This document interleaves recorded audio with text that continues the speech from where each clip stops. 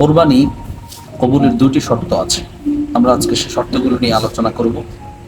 প্রথম শর্ত হচ্ছে একমাত্র শুধুমাত্র আল্লাহ তাআলার সন্তুষ্টি এবং তার রাজি খুশির জন্যই কোরবানি দিতে হবে।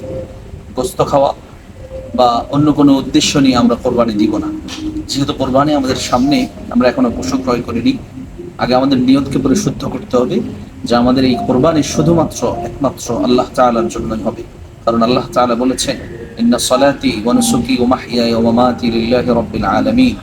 আল্লাহ তাআলা বলছেন, ইন্না সলাতি, নিশ্চয়ই যে আমার নামাজ, আমার কোরবানি, আমার জীবন, আমার মরণ সব আল্লাহর জন্য। এবং আল্লাহ তাআলা আরো বলেছেন যে আল্লাহ তাআলার জন্যই, একমাত্র আল্লাহ সন্তুষ্টির জন্য আমাদেরকে কোরবানি করতে হবে। এজন্য আমাদের এই নিয়তের মধ্যে যেন কোনো গরমিল না থাকে। আমরা শুধুমাত্র গোশত খাওয়ার কোনো উদ্দেশ্য যেন আমাদের না থাকে।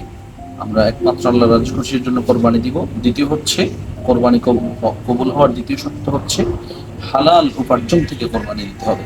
হারাম উপার্জন দিয়ে কোরবানি আল্লাহ তাআলার কাছে কবুল হবে না। তাহলে আমরা জানলাম দুটা জিনিস কোরবানি কবুলের শর্ত। এক নাম্বার হচ্ছে একমাত্র আল্লাহর সন্তুষ্টির জন্য কোরবানির নিয়ত, দুই নাম্বার হচ্ছে হালাল উপার্জন। আল্লাহ তাআলা আমল করার তৌফিক দান করুন।